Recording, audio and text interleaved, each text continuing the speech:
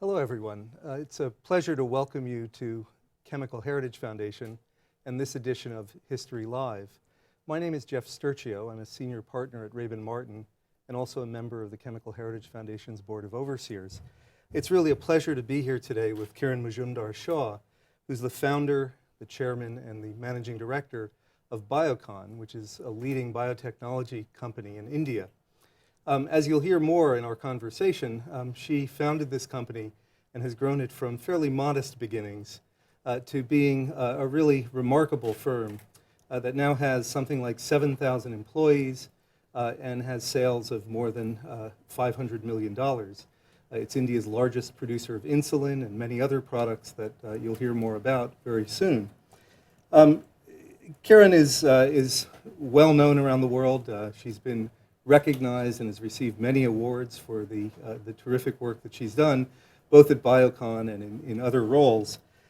She is the recipient of the 2014 Othmer Gold Medal from the Chemical Heritage Foundation, and also just among some of the many recognitions that she's received, she's been on the list of Time's 100 most influential persons, on the Forbes list of 100 most powerful women.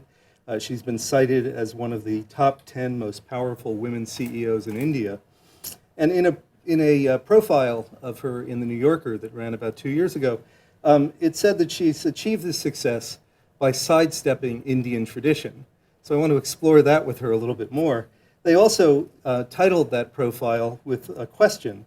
They asked, can one self-made Indian woman reform healthcare for India and the world? So we'll come back to that question, but I'd like to start at the beginning. You've had a career at the intersection of science and business, and it all began in Bangalore, where you grew up. So I wonder if you could just tell us a little bit about your family life. I wondered how you got interested in science and business, and was that an unusual career choice for an Indian girl growing up at that time? Well, Jeff, I grew up in Bangalore, which is even today called the science capital of India. So I think as a young girl growing up in Bangalore, I really enjoyed science. I mean, science was celebrated. We had scientific heroes. We had our own Nobel laureate in Bangalore, Professor C.V. Raman, who of course we all sort of looked up to in awe. So I think I grew up in an environment which was very exciting for people like myself who was attracted to science. I think science was something that most young people in school were very excited about, and I guess I was just one of those people in Bangalore who grew up that way. And did your parents support that interest? Tell us about them. Well, my father was a brewmaster. He was the head of the local brewery in Bangalore. My mother was a housewife. I had, 2 brothers and had a very charming life in Bangalore. Bangalore was always called the Garden City of India. It was a smaller town those days. I mean, today it's a 10 million large city today, so it's very, very different today than what it was. But I think basically my father, my mother, I think they were very keen that their children pursue whatever they desired, but I think science was very strongly ingrained in all of us. So I think we were very keen to pursue science. And so you went to university and studied biology and zoology. I understand you wanted to become a doctor, but you moved in a different direction. Tell us what made you change your mind. Well, getting into medicine in India was very, very difficult. And, I basically did not quite make the mark because, I entered for the qualifying exam and didn't quite make the grade. So since I didn't make the grade, I decided that I was going to do something else with the biology that I had learned in college. And, my father actually influenced me and said, look, if you really want to pursue applied science, then why don't you follow my footsteps? Why don't you pursue brewing as a career? And that's what I did. I see. Well, of course, brewing's been described as the first biotechnology. So in a way that, in retrospect, that made a lot of sense, but we'll come to that. And you then went off to the Bangalore Institute of Advanced Education in Australia. Now, you must have been, what, 20, 21 at that time, and all of a sudden you're going off to a different country by yourself to study brewing. So, bring us back to when you arrived in Australia and what your experience was like. Well, it was a very transformative part of my life because, here I was going off, as you said, I was 21 years old. I went off to Australia, an alien country. I was trying to pursue a very, very, rather unconventional academic career because not every young girl in India would think of pursuing brewing as a career option. And so here I was in Australia, in a strange country, in an all-boys classroom because I was the only female in the brewing class, as you could imagine. And but I was still very excited. I felt, wow, this is going to change my life. I'm going to make the most of it. And I must say, I was not at all daunted by all the strange environments that I was sort of interacting with. I think I was just excited. I was pursued by a spirit of challenge, and that's how it was. And did your fellow students find it strange to have a woman in the class? I guess they did, but they were also very accepting of me. I must say they were very protective of me. So all in all, I think I was very spoilt. And have you stayed in touch with any of them? Yes, I have stayed in touch with many of them. And of course, I'm sure if we meet up again, it'll be great to see them again. But yes, I have kept in touch with a few of them. So you went back to India then in 1975. You've got this new qualification as a master brewer. I don't imagine there were many women who were master brewers in India at the time. Well, that was unfortunate. In a way it was great to be unique, but in a way it wasn't so great because people felt that I was a bit of an oddball.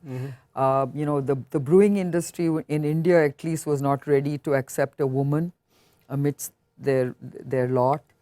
And I just felt that it suddenly dawned on me that, I thought it was going to be easy for me. I'd done very well in my brewing program.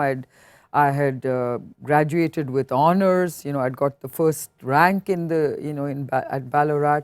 So I just thought it was going to be quite easy for me, but I was in for a rude shock because when I got back to India, every brewery I knocked at the doors of said to me, well, yes, I think you've got great credentials, but not too sure whether we want to risk this job with a woman.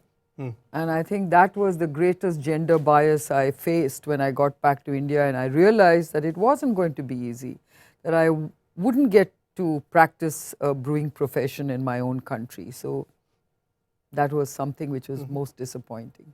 Yeah, and so shortly after that, or after a couple of years after you got home and encountered this resistance, the opportunity to get involved in what became Biocon came up in 1978.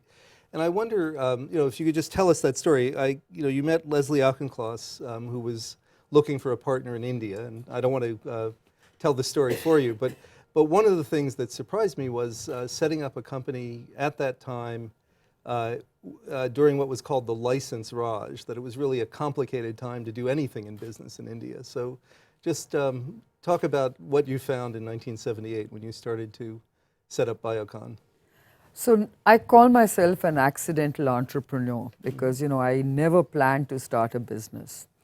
And of course, when I got rejected by the brewing industry, so to speak, I guess on a rebound, I said, well, I'm going to do anything that it takes to prove these people wrong, because I wanted to prove people that a woman can manage a business and a woman can do a good job of it.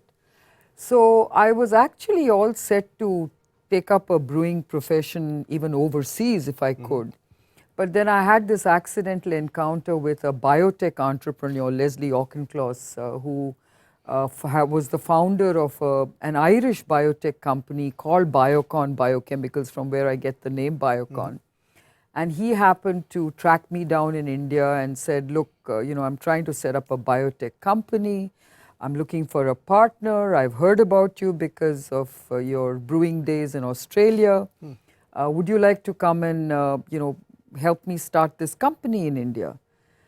And I looked at him and I said, I'm not so sure I'm the right person for you because, you know, I have no business background. I said, I have no money to invest in business. And I'm a woman. And, you know, I've just been told that, you know, my credibility in this country as a business manager is not that high. So maybe I'm not the right person for you or the partner for you. And of course, he convinced me that I should give it a try, and he actually believed more in me than I did in myself. And that's how I started Biocon. And you know, when I look back on it, I said, wow, I'm glad it all happened because I'm not so sure I would have done it myself. Now, this was just a couple of years after Genentech was founded, half a world away, and you know that's so most of the history of the biotech industry focuses on what happened in California and in the U.S. with companies like Genentech and the other early companies. But you're doing, you know, you're taking the opportunity to create a company in that industry in India just a couple of years later. Was that on your radar at the time, or were you really just focused on making these products from papaya? Well, you know, Jeff, you just mentioned I started Biocon at a time when India was a very different country. It was an over-regulated country. It was a country which had very, very scarce resources. And here I was trying to set up an unknown industry called Biotech, which depended on pretty sophisticated infrastructure, which India didn't have. You know, there was a limited talent pool of people who even understood what the biotech business was about. And so I had to try and create this whole ecosystem, you know, from a one-woman kind of enterprise. I started my company in my garage. So a proverbial startup in a garage. Yeah, yeah. And, you know, I called it foolish courage because I had no idea what I was trying to do. But all I knew was I wanted to start this biotech company. I wanted to, you know, somehow get it off to a good start. And I started, you know, the business by extracting an enzyme called papain from papaya, the papaya fruit. And the papaya tree, and that's what I did initially. And then, of course, I started getting very involved in microbial enzymes. So that was the next big phase for me. But it all started in a very modest, very frugal way. I had to, you know, make do with a very erratic power supply, and then I had to, you know, have my own little generator to give me reliable power supply. You know, those were difficult times. There was a lot of improvisation I had to do. You know, the concept of research in India those days was very, very primitive. But I got a lab started. I started doing microbiology and researching microbes and getting small fermentation shake flasks, you know, going. So exciting days, you know, and you know, when I look back on how it was then and what we're doing today, I mean, I just can't believe that this was my journey. Oh yeah, it was. You know, I just want to stay with the early days for a little while because it's, you know, in retrospect, when we look back on our, you know, everybody does this. When you look back at your life and the memories, you know, there's a narrative that you sort of tell yourself, and you end up, you know, in a very different place in most of the cases. But, you know, you were just talking about a range of really challenging problems that you had to face and you know, and figure out and then move on to the next problem in those early years. So for instance, you said you set up a laboratory to start doing microbiology. How did you even know how to do that? I mean, what did you do? Well, you know, I was a scientist, so I knew how you did microbiology experiments and how you had Petri plates and cultured microbes and created a sterile environment to do that. So I had that kind of knowledge. But then it was about really looking at those microbes and then slowly getting into, you know, understanding genetic techniques and, you know, how do you cleave, you know, genes and how do you code. You know, it was a very, very slow process, but, you know, when there is a sense of, when you're driven by a sense of purpose that you've got to do something and make it work, you improvise in very, very different ways. I remember the most sophisticated equipment I had those days was a spectrophotometer. And, you know, using that spectrophotometer to do all kinds of things that you would not normally do with a spectrophotometer tells you how sort of resourceful you had to be. India also those days it was very difficult to import things because there was a huge foreign exchange crunch and you could import very little those days.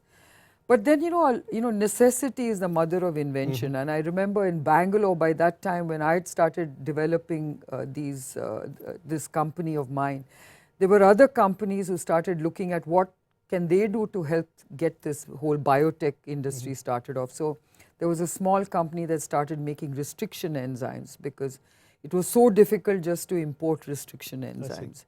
So there was a company called Bangalore Genie, it was called, and they started developing restriction enzymes so that we could start doing that kind of work.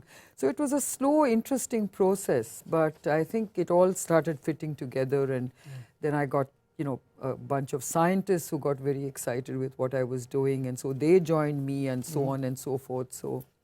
Yeah, and where, well, I'm interested where you found the people who were your early colleagues. I remember, I mean, you might tell the story about how you found some of your first employees. Yeah, so some of my first employees were very interesting. I mean, when I started the papain business, I had to start a manufacturing setup.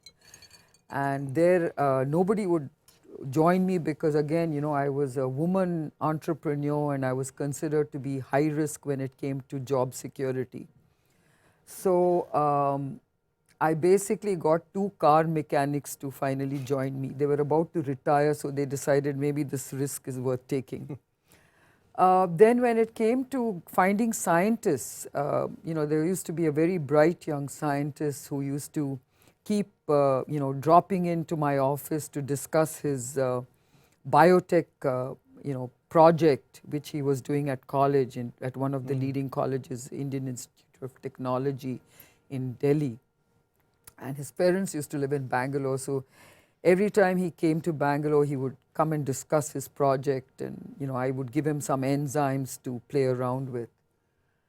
And finally, he came one day to me saying, "Hey, I've just done very well in my master's degree, and now I want to go and do a PhD program, and I've got admission in various top universities in the US. Now, which university do you think I should join?" And I said to him, I said, can I tempt you with doing a real life PhD with me instead?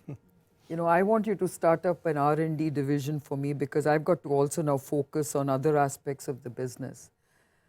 And somehow I was able to convince him. So he actually stayed on and started my R&D division for me, and he stayed with me for many, many years. And now, of course, he's an entrepreneur of his own, developing very interesting biofuels from seaweed.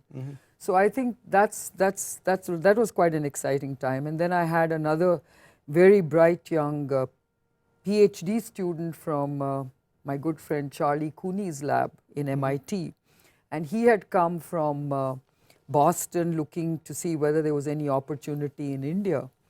And he came and met me, and I was very impressed with this young man. I did everything I could to sell Biocon to him, and I thought I did a pretty good job.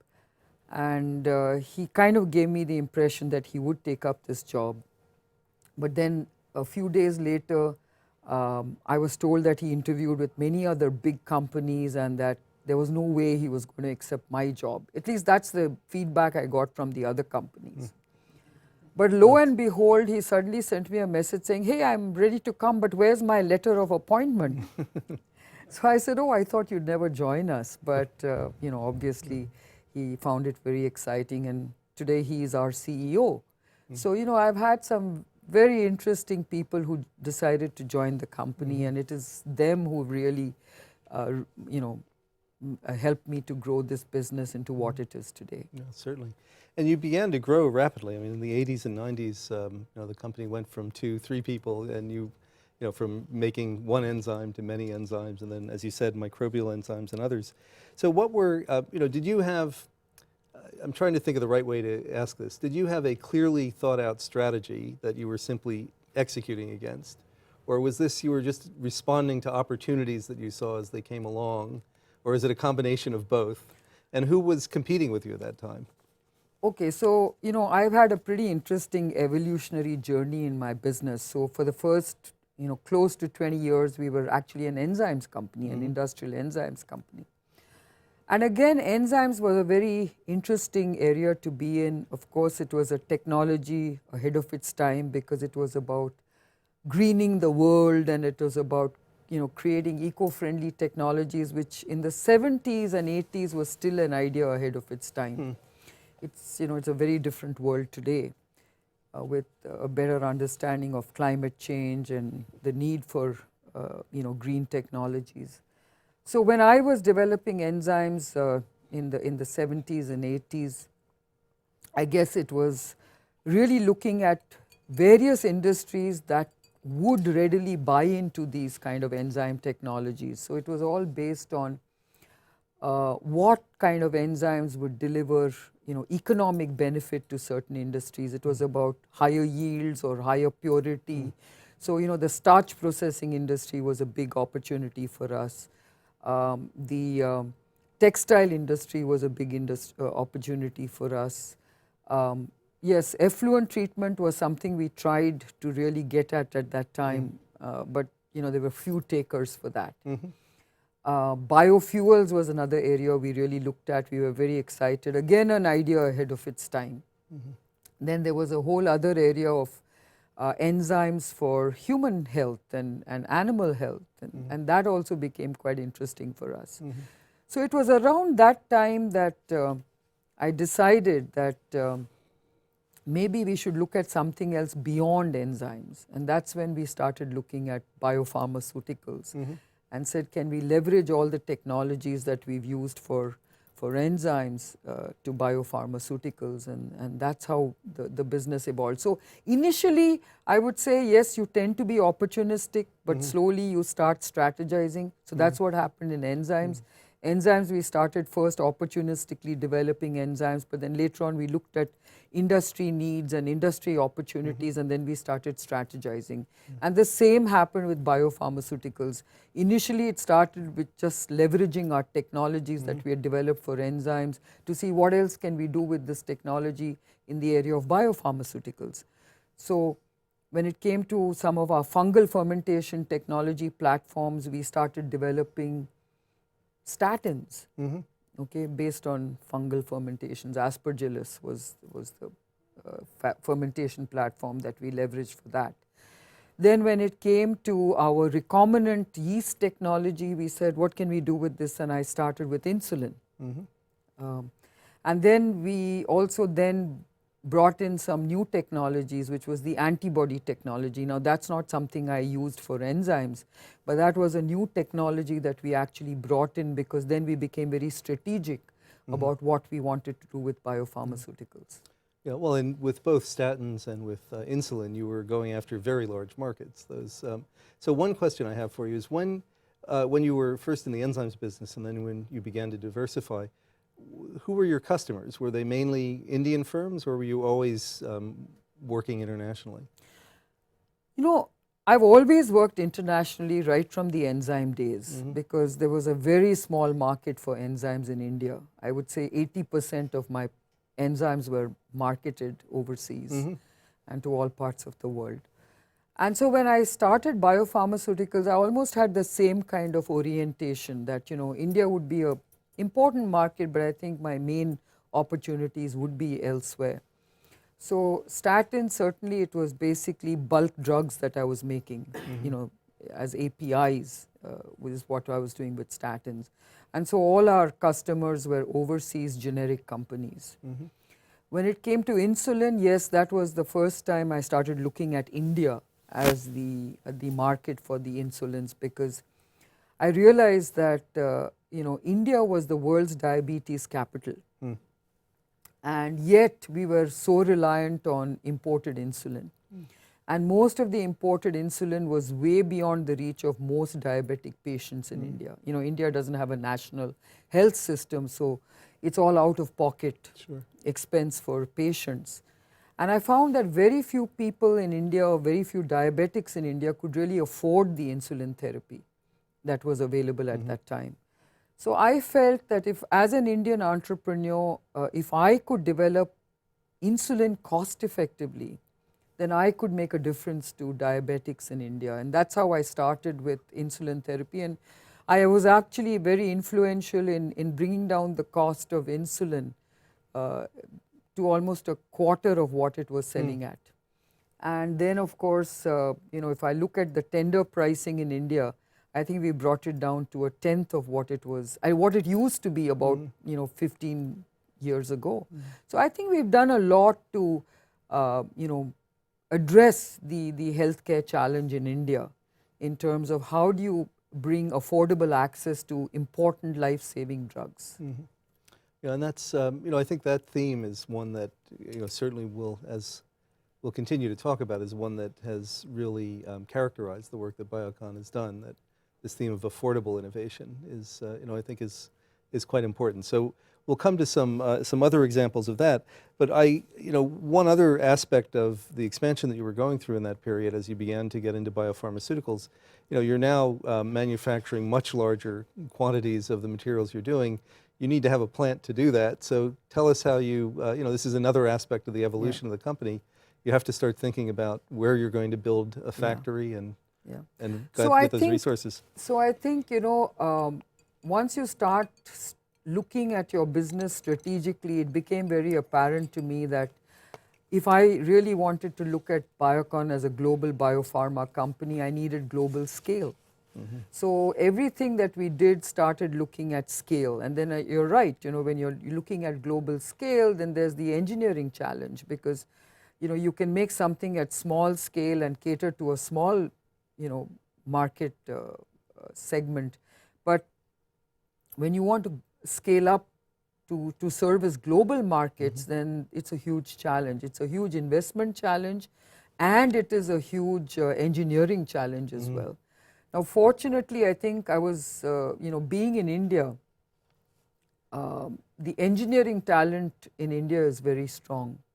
And I was able to attract, thanks to my CEO, who's a very fine chemical engineer, a bunch of very, very capable engineers who could help us design these large-scale plants. I mean, we had to do it really from scratch, because we were sort of inventing and creating a new industry. So there was nothing I could borrow from. So I think we became very good at that. Today we pride ourselves in being able to design biopharmaceutical plants, in different parts of the world in a very cost-effective manner. We've just put up a huge facility in Malaysia, which again is huge scale. It's an insulin plant, and again, it was all done with Indian engineering talent. So that was one, one challenge that we had of creating that global scale. And then, of course, getting all the right people, right from research to manufacturing, and then putting in all the quality aspects of biopharmaceutical manufacturing. So I think all that requires talent. India has a lot of talent, and we were able to tap into a lot of that talent, train them. We made a lot of mistakes along the way, but then we also developed a lot of capabilities along the way. Yeah, and how about regulatory aspects? As you're getting into biopharmaceuticals, so that's regulated much differently than enzyme products is. So, that would have been part of the challenge that you were facing. Oh, it was a huge challenge. But fortunately, when I have to, maybe I should sort of backtrack a bit. While I was developing enzymes with this Irish company, Biocon, the Irish Biocon got acquired by Unilever. And then Unilever became my partners for almost 10 years. And it was during those 10 years that I was able to adopt best practices in terms of global benchmarks. Because Unilever taught us a lot in terms of quality systems,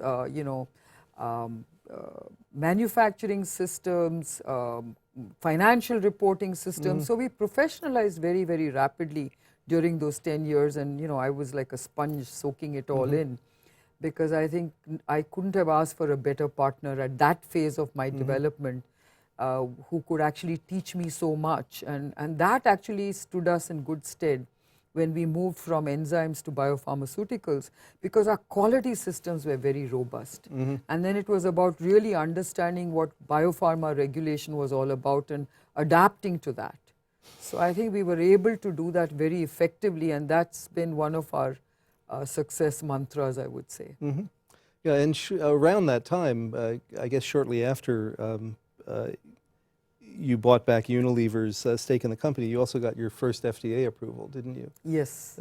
So that That's must have been a right. big That's milestone. Right. That was a big milestone, and of course, you know, one of the big challenges that we also had in terms of scaling up was, you know, we needed huge injection of capital.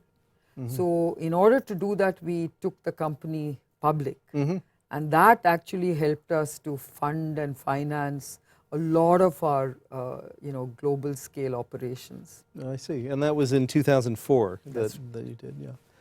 And so, you know, from then, so that's 10 years ago, you know, you've continued to grow dramatically. I was talking to one of your colleagues earlier, and he said when he joined the company 13 years ago, there were only 300 people, and now there's 7,000. So it's been, you know, a period of really explosive growth. So tell us about there are a couple of other dimensions to what you were doing in that period that I think would be interesting to hear about. One was that you also established divisions for providing research services and clinical research services, and that, you know, that seems like an unusual choice for a company in your circumstances, but tell us about that. And then also, in addition, you had a number of partnerships with other major companies. So maybe you just tell us a little bit about those aspects of the last 10 years.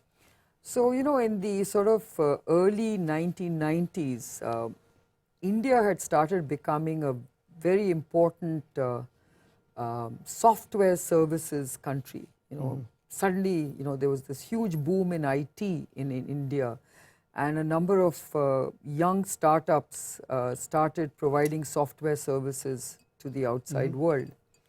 And that was becoming a very, you know, big success story for India. And when I looked at what they were doing, I thought to myself, well, if the software services sector is providing business solutions to companies around the world, how about if I try to set up a company that provides research services to companies around the world? So based on that kind of you know, premise, I started up a small research services company called Syngene, and this was really to provide basic research support to many big pharma companies. And today, of course, Syngene is the leading research services company in India and amongst the leading research services companies in Asia. And this was something which I felt would also allow me to, you know, tap into more talent, create more jobs in a sort of a science-oriented business. And I just felt it was a very important thing to do at that point in time. So that's how I started Syngene, and then later on the clinical research company called Clinigene. And that's been a big success for me as well, because I think we were able to get critical mass. We were able to you know, get a lot of overseas pharma companies interested in accessing these services. And I think for me, the big triumph was that at that time, there was always this cloud around IP protection in India. And so therefore, people would be very reluctant to give you research services. But we had demonstrated a very strong track record of IP because we ourselves were creating so much IP. So I think we were able to create a very robust and attractive research services platform, which everyone started tapping into. And today that's you know, become a very big and important growth driver and profit driver for the company. So that gave you you know, another source of income, and you know, at times and which I could then reinvest in, you know, doing research and, you know, doing many more things in the company. And you know, again, I'm just fascinated by you know, how you were able to continue to just find other things the company could do and succeed at. And you make it sound so easy, though, in recounting it, because when you hung up your shingle saying, Syngene's now open for business and we're here to provide research services, did the world beat a path to your door, or were you out there actually actively, you and your colleagues, talking to people all over the world to say, we have these facilities, we have these services, Well, come and use them? we had to reach out. There was no Yeah. question of people knocking at our doors. We had to do it very, very effectively. We had to build credibility. We had to demonstrate our capability. So, it was about doing all of that. So it wasn't that easy, but over the years we've been able to really get some outstanding scientific talent who have actually added huge value to all these companies' research efforts. So thanks to that, we have some very, very important partnerships with large pharma, where Bristol Myers Squibb and Baxter and Abbott, these are some of our large pharma partners at Syngene. Well, that's really, really interesting. Now, meanwhile, the work that the company, that Biocon itself was doing was also paying off dramatically in this period. And, I mentioned that, the first U.S. Food and Drug Administration approval of your version of lovastatin was in 2001, and that's always an important milestone for a company in India. But also you introduced a recombinant form of human insulin in 2004, and as you said, you began doing work in monoclonal antibodies, so you began to introduce a series of those, most recently with one that is for the treatment of psoriasis, and another for HER2-positive breast cancer, which was just introduced recently. So I want to ask a question that, and please don't take this the wrong way, but there's a perception still among many that the Indian biopharmaceutical industry is largely imitative, not innovative. But Biocon is an example that just proves that probably isn't an accurate description of what's going on. But what do you think about that issue? And normally, people who make that kind of claim are still have a mental map of the world in which most of the biopharmaceutical industry is focused in North America, Europe, and Japan, and the rest of the world is sort of a blank map. But what's been happening in recent years is that map is changing dramatically, and your experience at Biocon is a prime example of how that's changing. So where do you think this is all going? What will the industry look like? Will we continue to, will we see more and more innovation from companies like yours in places like India and China? And will 20, 30 years from now, what do you think the industry is going to look like? Well, Jeff, I think this whole biopharma space is very exciting because I think biologics are addressing a large number of unmet, medical needs, and I think the whole shape of the pharmaceutical world is changing because I think research pipelines are now being filled with biologics more and more. But equally, I think we all know that biologics are not cheap. They're very, very expensive. So you've got to learn to develop and make biologics cheaper than what they are today. And I think countries like India have always played a very important role in bringing down the prices of pharmaceutical drugs and now biopharmaceutical drugs. And without Indian generics for that matter, I think even Obamacare wouldn't be able to support what it wants to do. And I think the same is the case now of biologics. So I think you do need to be imitative in some of the important biologics. But I think Biocon as a company decided that we have to go beyond that. While we also need to do that, we also need to develop new and innovative biologics, and that's what we've been doing. So the psoriasis drug is a first-in-class drug. It targets anti-CD6, which has a very different mechanism of action to all the regular, autoimmune antibodies that target,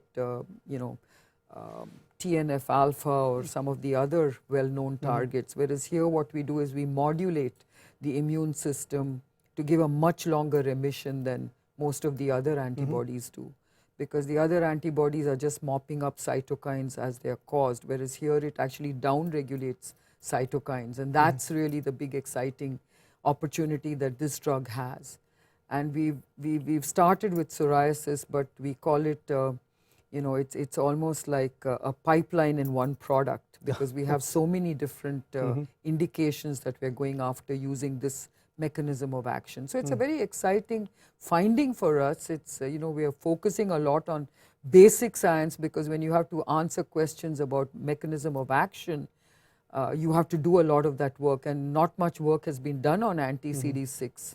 Because again, if you look at a lot of the pharmaceutical industry, I think there is a herd-like mentality. You know, you get one target and everybody just goes after that target, and some other interesting targets get overlooked, and we believe we've found one such target. So that's very exciting for us. And then if you look at you know, another very ambitious program we've embarked on is oral insulin. This is about insulin in a tablet. And so that is the holy grail. How do you deliver insulin orally? And we are making a lot of progress in that direction as well. And I feel that India is a country where the talent pool is there, the cost base is there, and if you actually combine that very optimally, you can deliver very affordable innovation, because one of the biggest costs in innovation is the cost of failure.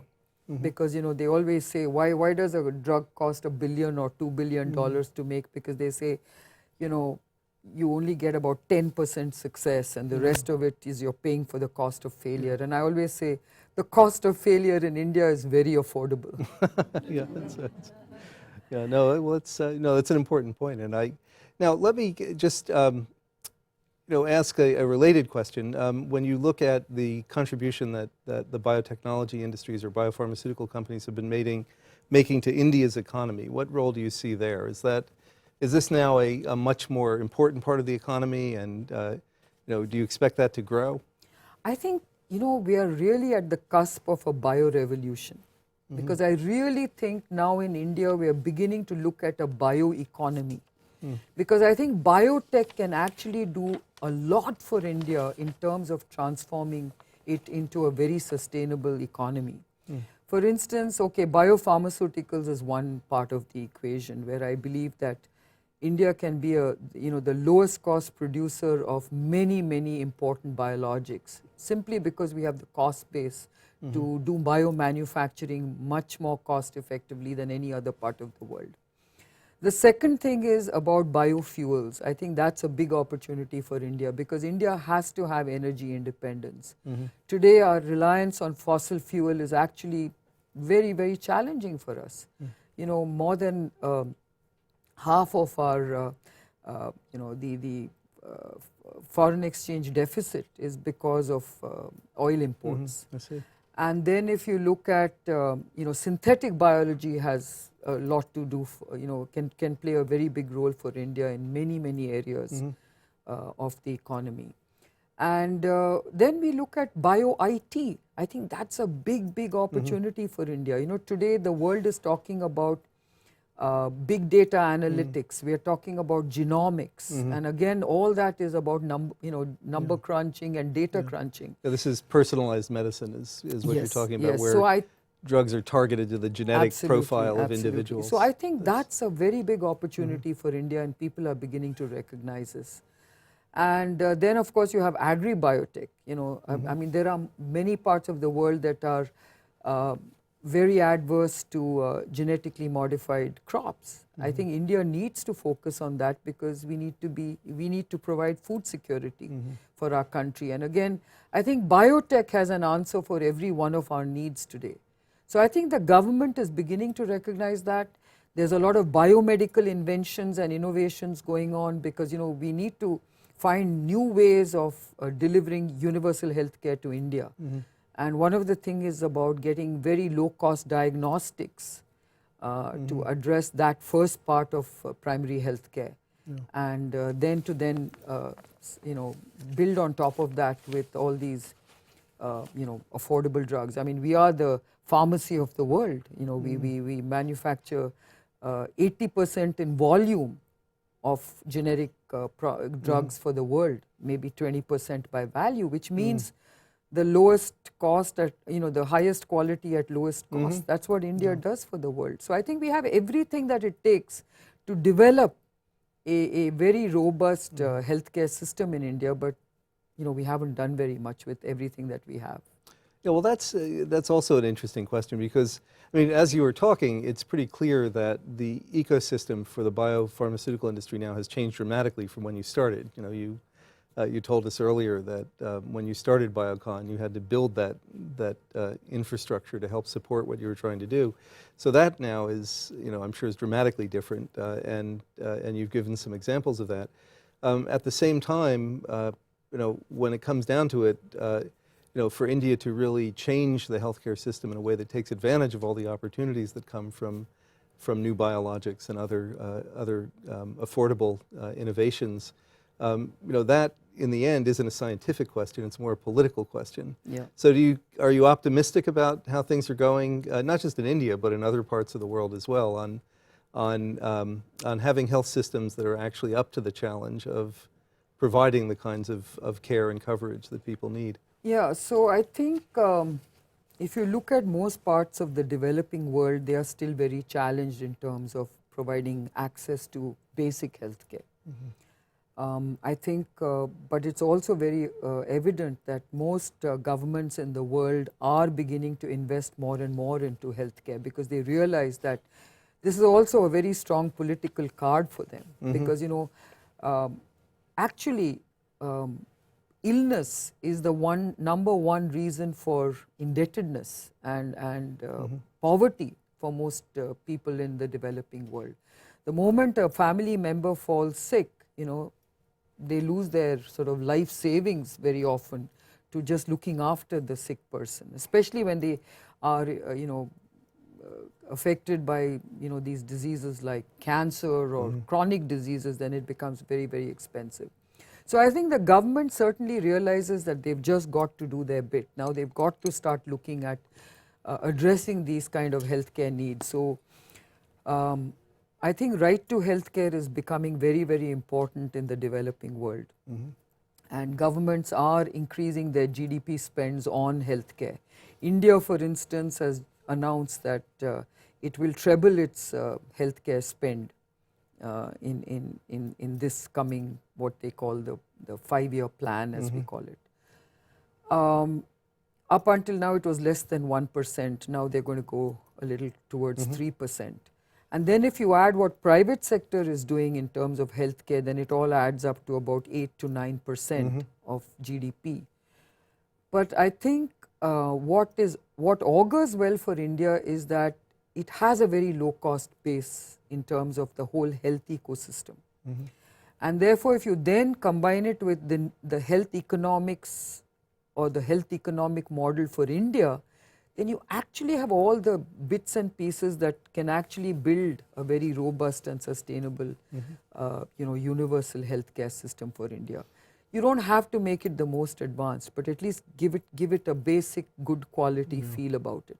Well, that's an encouraging vision of what can happen. And of course, as you said, in the private healthcare, the private sector in healthcare in India, there are examples that people all over the world come to emulate, like Apollo hospitals and others. So there are already pockets of excellence like that.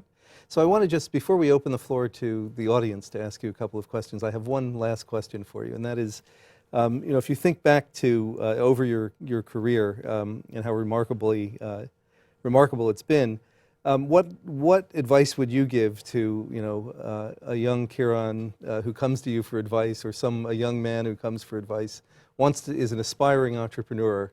What lessons have you learned that you would tell them, based on your experience?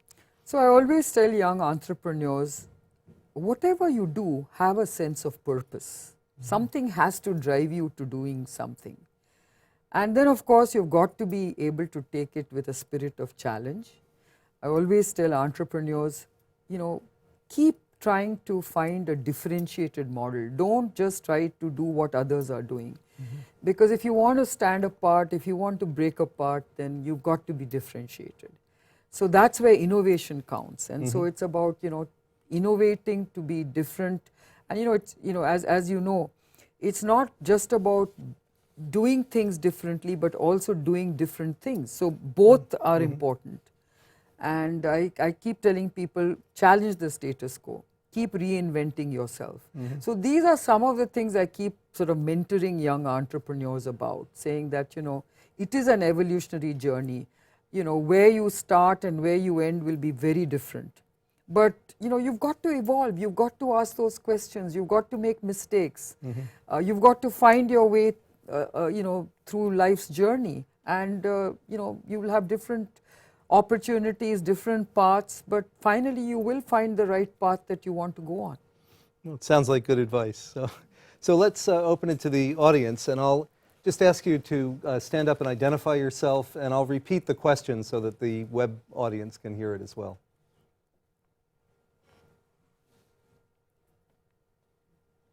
Yes, right here.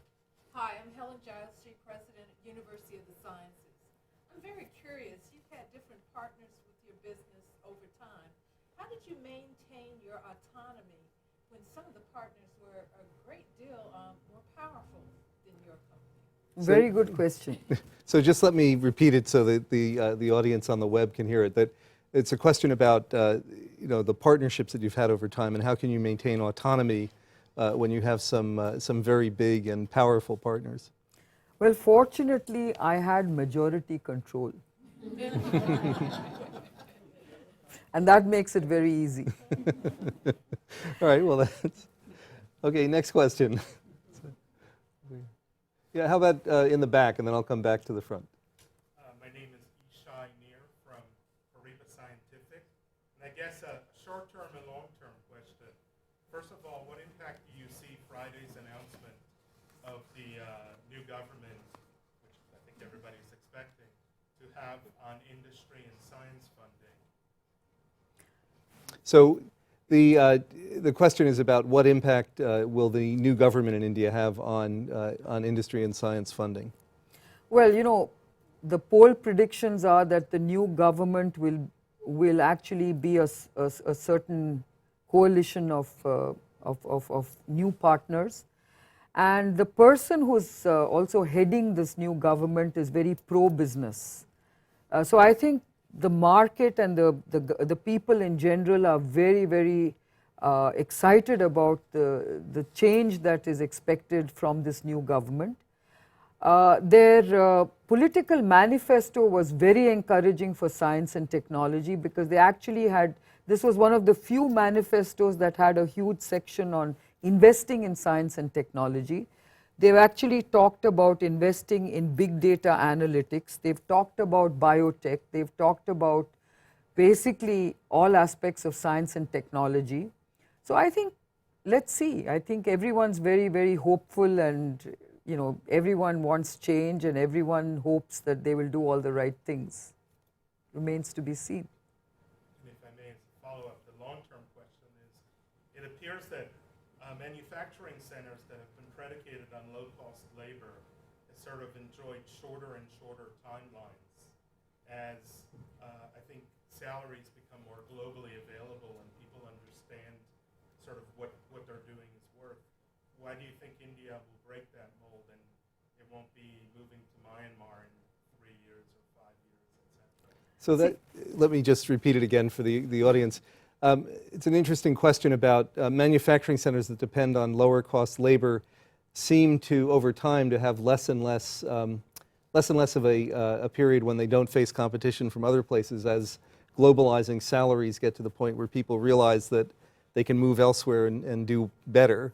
So then the question is, do you think that India is going to continue to have the advantages that you talked about, and we won't see manufacturing moving to Myanmar or some other country? I think, you know, manufacturing has to strike the optimal balance between technology, automation, and labor. And I think if companies look at that, and if you start building economies of scale, ultimately it's about building economies of scale that help you to compete.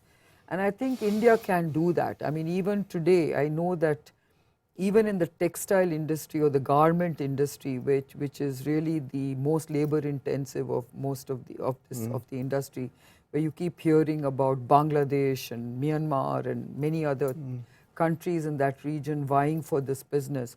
India still has a very thriving garment business, and I think where it scores is in this optimally balancing labor with technology. Now, if you do that, I think you can still compete. Yeah.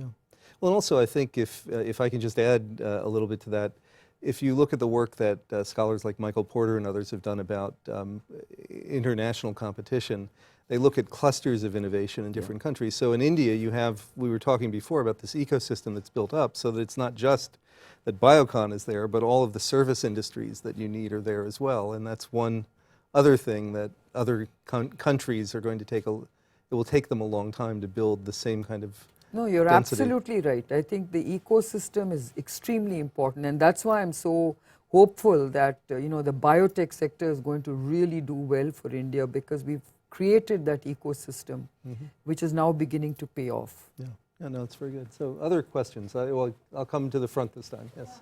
And I'm the University of Pennsylvania. Could you comment on how going from a small company to a global company affected your personal life? What difference does it make in your life, and what are the plus and minus on yourself?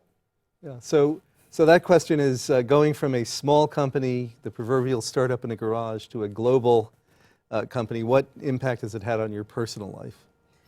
Well, I think it's always been very challenging. I've never had free time. Even when I was a small company, I had to do a lot of it myself. So I used to have a 16-hour day, even when I was starting up my company.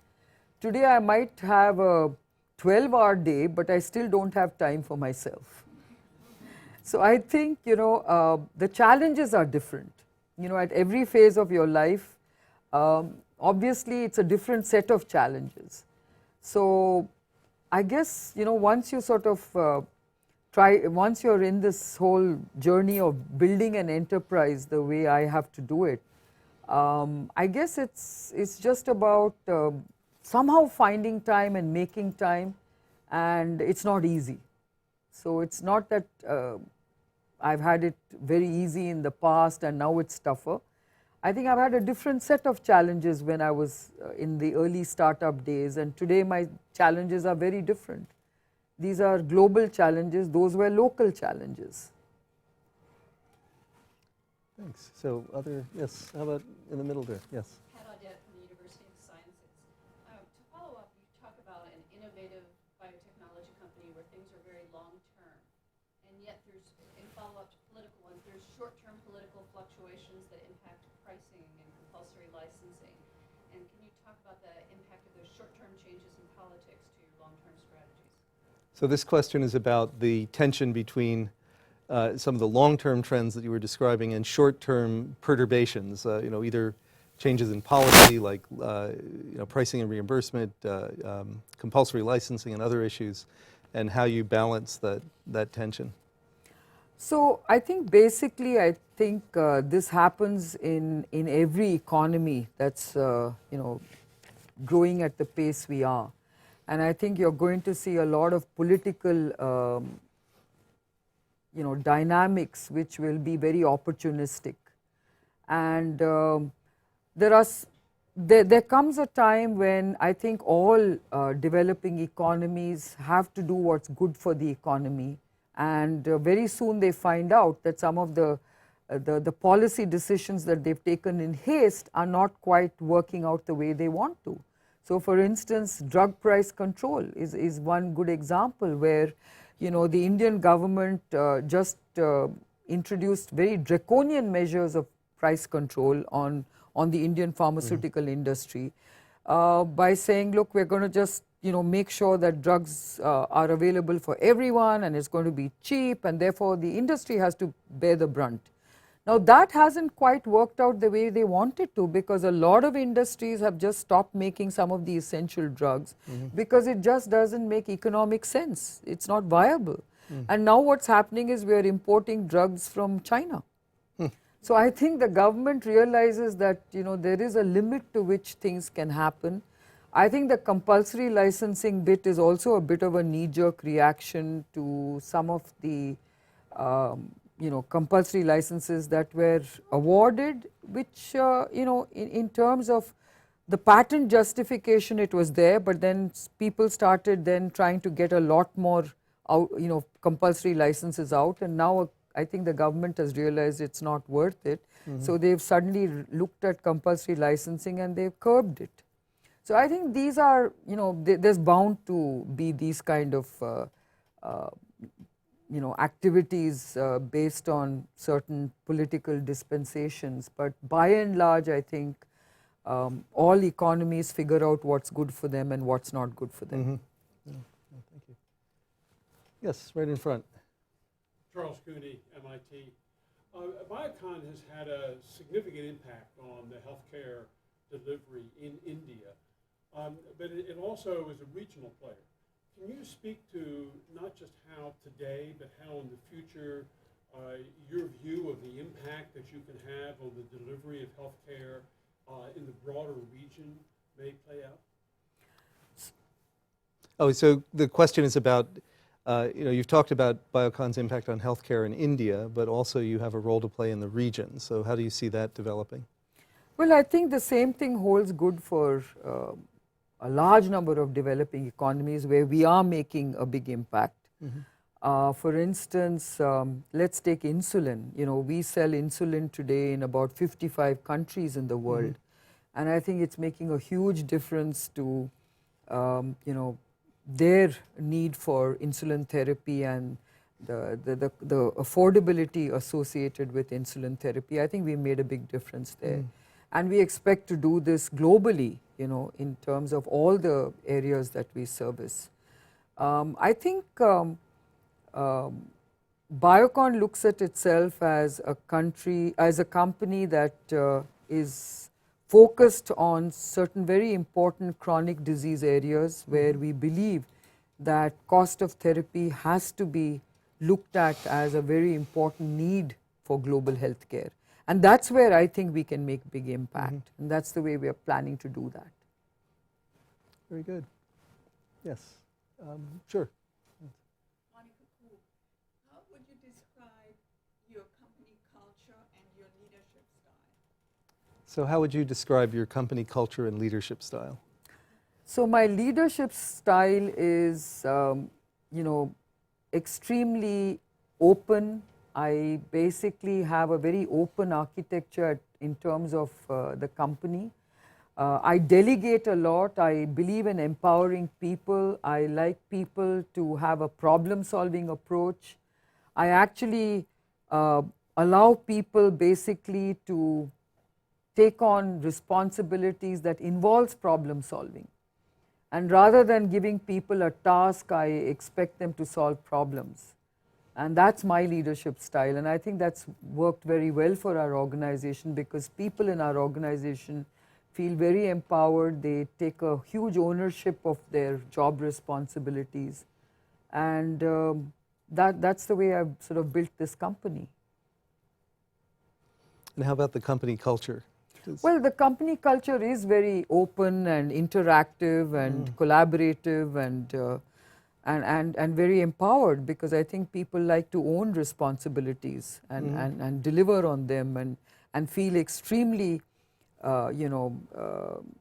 enthused and incentivized by solving problems.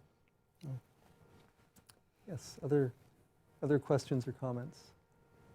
I have one last question I'd like to ask, which is that you've also, we haven't talked about a lot of the work you've done in community health and working with the communities around Bangalore and others, and I know that that's something that's very important to you. You've created a large cancer center to help provide cancer care to people who can't afford it. Tell us a little bit about that work that the Biocon Foundation has done and that you've been doing personally. So I think I've always believed that once you're successful and you create the kind of value you do, I think you've got to give back to the community as well. And so I have, invested a lot in the community. I've been very philanthropic about investing in that. But I also believe that philanthropy is about, making sustainable impact. So I've always focused on projects and initiatives that can make a big impact to society. Cancer is a very expensive disease and a very difficult disease to treat, and in a place like Bangalore we had very poor cancer care available to people in Bangalore. So I decided to create a huge cancer hospital that would really deliver state-of-the-art cancer care at a very affordable level. And so we created a 1,400 bedded cancer hospital in Bangalore, which is really doing very well, and it is actually delivering on what we wanted it to in terms of affordable cancer care. I've also invested a lot in micro health insurance because, as I mentioned, India doesn't have a national health system. And so we decided to create a model that for as little as $3 a year can actually deliver basic health care to the poorest of poor. And we've managed to deliver on that as well.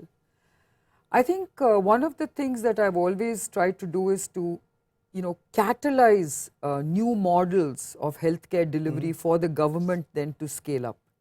So that's what we're doing. We're running a number of pilots in healthcare, one of them being micro health insurance, and I'm glad that now the government itself has actually run with that model, and it has actually covered a large population base based on micro health insurance and supported by a network of both private and government hospitals and primary health centers. So we are constantly looking at developing newer models for healthcare delivery that will all focus on how do you deliver universal healthcare. And in that we are running a large number of very innovative pilots based on, some of them are based on early diagnosis, some of them are based on diagnosis. Now I'm running a new pilot for the government based on capturing electronic medical data on a cloud and seeing whether that can then help the government to have a better mapping and management of health economics, those kind of things. So that's what we're doing in a fairly large way. Oh, it sounds interesting. We'll have to come and talk to you again and see how all that's turning out. So let me just end by saying thank you, Kiran. It's been a fascinating conversation about your journey from the garage in Bangalore to building a global biotech enterprise. So thanks so much. Thanks, Jeff. It was wonderful talking to you. Thank you.